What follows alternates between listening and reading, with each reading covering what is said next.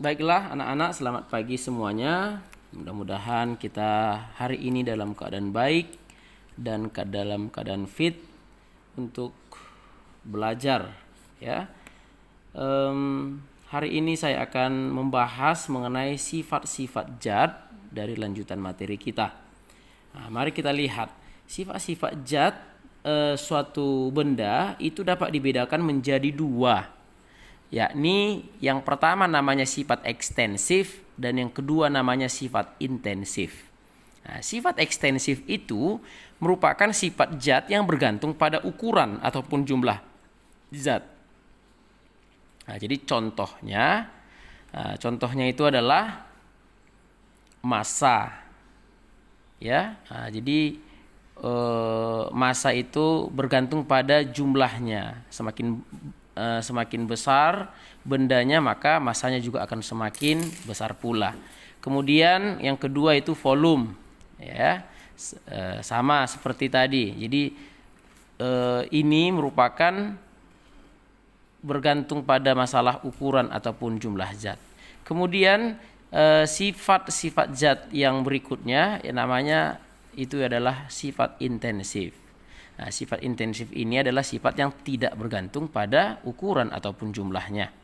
Nah, sifat intensif ini sendiri dapat dibedakan lagi menjadi dua, yaitu sifat fisis dan sifat kimia. Ya, jadi sifat intensif ini ada dua, sifat fisis dan sifat kimia. Mari kita lihat satu persatu.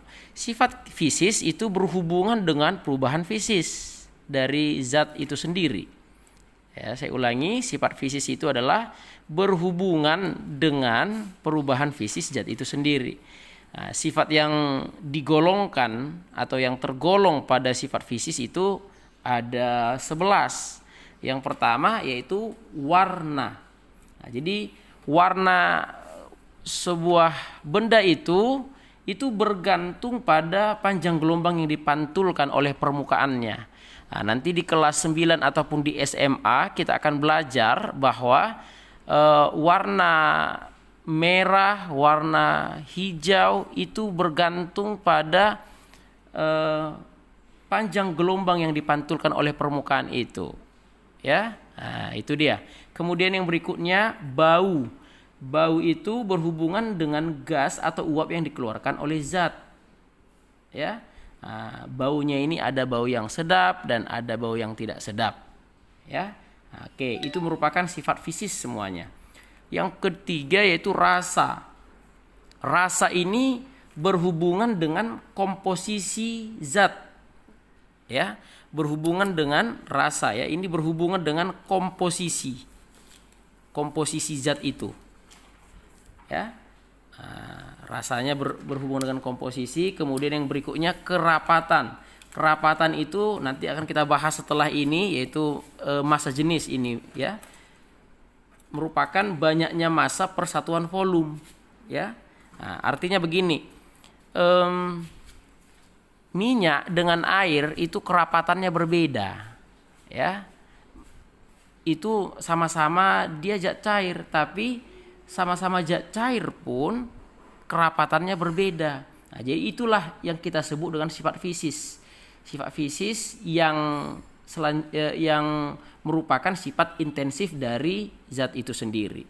Ya, nah, jadi berbeda kerapatan air dan kerapatan minyak. Ya, oke. Yang berikutnya titik didih. Titik didih itu adalah titik terendah suatu zat cair ketika mulai mendidih. Nah, jadi titik didih dari masing-masing zat cair ini pun berbeda. Nah, air gula dengan air murni itu memiliki titik didih yang berbeda. Akan lebih tinggi titik didihnya ketika air gula dididihkan. Air gula dengan air murni memiliki titik didih yang berbeda. Air dengan minyak memiliki titik didih yang berbeda. Nah, itu dia. Kemudian ini sama halnya dengan titik lebur ataupun titik beku. Ya. Nah, titik lebur ini adalah titik terendah suatu zat padat. Ya, ini suatu zat padat ketika mulai melebur. Kalau di sini tadi ini suhu terendah zat padat. Ya, ini suhu terendah zat padat ketika mulai melebur. Jadi misalnya besi, ya, besi melebur berubah menjadi cairan besi dengan timah, itu berbeda titik leburnya. Nah, jadi titik lebur yang lebih kecil itu adalah timah. Untuk meleburkan timah tidak perlu suhu yang tinggi, ya. Nah, jadi timah lebih cepat melebur ketimbang besi. Nah, itu dia. Kemudian yang berikutnya titik beku. Titik beku ini merupakan suhu terendah zat cair, ya, ketika mulai membeku, ya. Nah, itu dia. Air kita bekukan, bisa, ya kan? Minyak dibekukan juga bisa. Dan masing-masing zat cair itu memiliki titik beku yang berbeda. Itu merupakan sifat fisis dari zat itu sendiri, ya. Kemudian yang berikutnya daya hantar. Daya hantar ini berhubungan dengan kemampuan suatu zat untuk menghantarkan panas ataupun arus listrik, ya.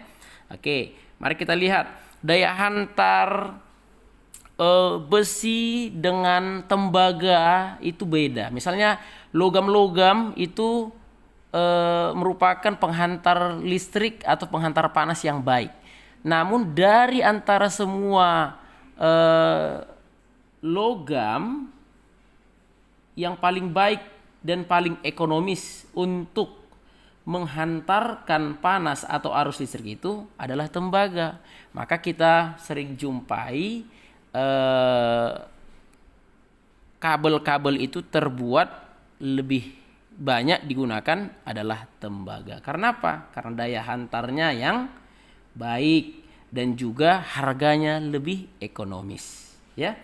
Kemudian yang berikutnya kemagnetan.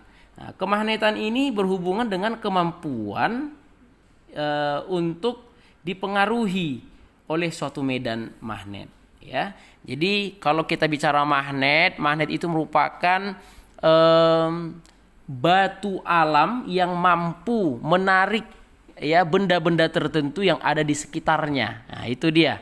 Nanti kita akan belajar di kelas 9. Sekali lagi, magnet itu merupakan batu alam yang memiliki kemampuan menarik benda-benda tertentu yang ada di sekitarnya. Benda-benda tertentu itulah yang nanti akan kita bedakan nanti menjadi dua, yaitu dapat ditarik magnet dan tidak dapat ditarik magnet. Yang dapat ditarik magnet itu umumnya adalah logam, ya, umumnya adalah logam. Sedangkan yang tidak dapat ditarik oleh magnet itu adalah plastik, karet, ya, kain, kayu, dan seterusnya.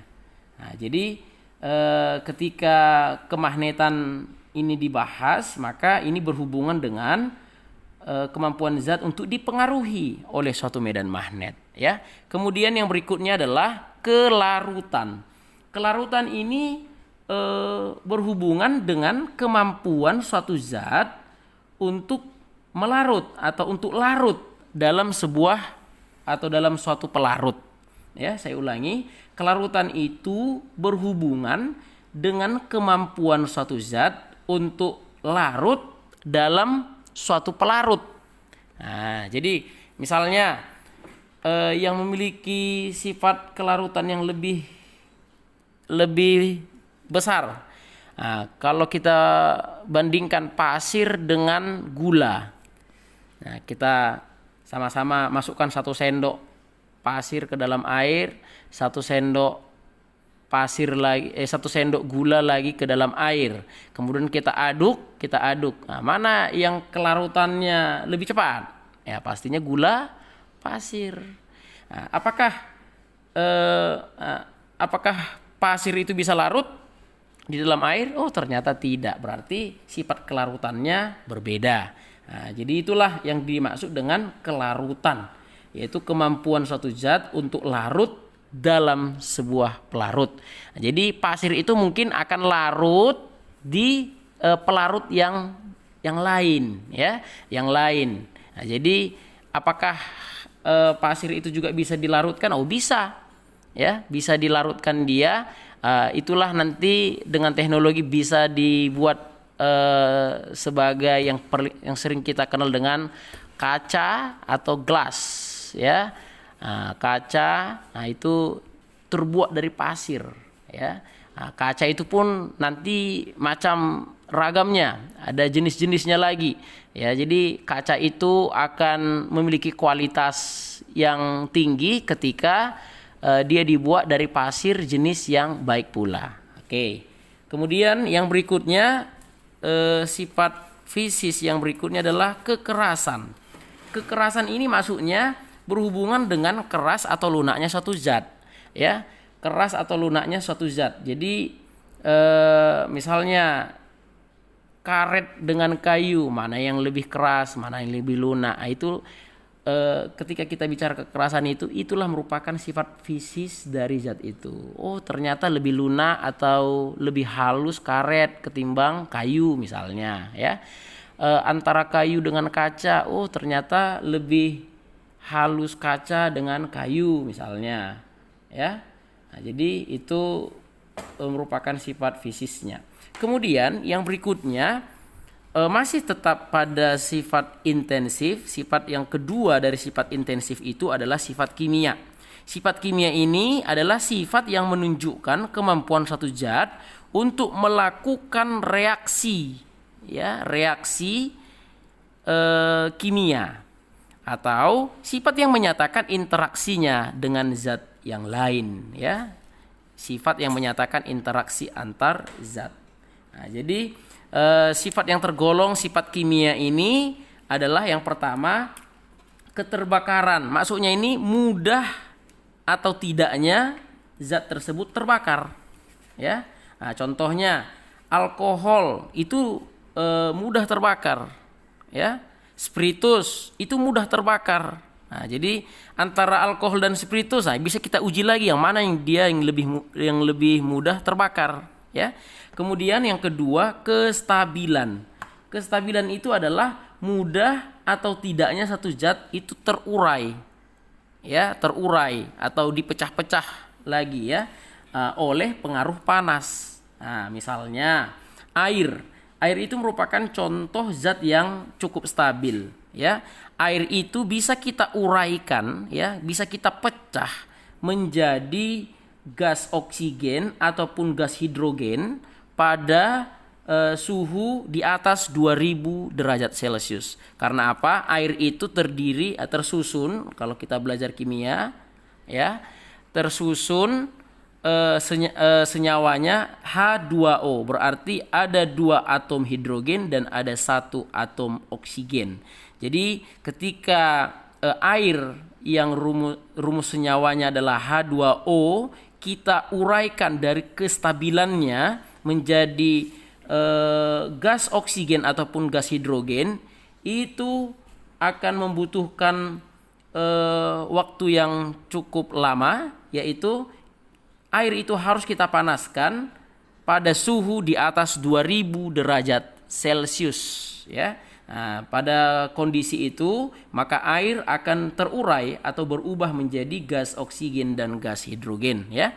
Kemudian yang berikutnya, yang ketiga, sifat kimia dari suatu zat yang merupakan sifat intensifnya, yaitu kereaktifan, ya. Kereaktifan ini maksudnya adalah mudah tidaknya suatu zat itu bereaksi dengan zat lain, ya. Saya ulangi, mudah tidaknya satu zat ini bereaksi dengan zat yang lain, ya. Nah, sebagai contoh, asam dapat bereaksi dengan basa, ya. Nanti kalian akan pelajari di pelajaran kimia. Asam dengan basa itu ketika kita reaksikan maka akan menghasilkan garam ditambah air, ya. Garam ditambah air. Nah, itu merupakan kereaktifan, ya. Oke, dan yang terakhir yaitu perkaratan. Perkaratan itu maksudnya adalah mudah tidaknya satu zat itu mengalami korosi atau membentuk karat. Nah, jadi contohnya kalau kita bilang besi kita letakkan besi dengan baja, ya, sama-sama di tempat yang lembab, manakah yang terlebih dahulu mengalami korosi atau perkaratan? Oh, ternyata besi. Oh, berarti sifat perkaratan atau sifat kimia besi itu lebih besar ketimbang baja. Nah, itulah dia ya.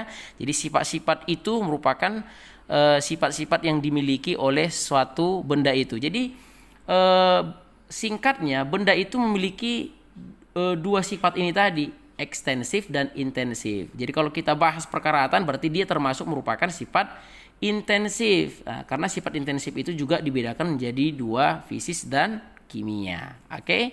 Nah, seperti itulah sifat-sifat dari zat, baik itu zat padat, zat cair ataupun gas, ya.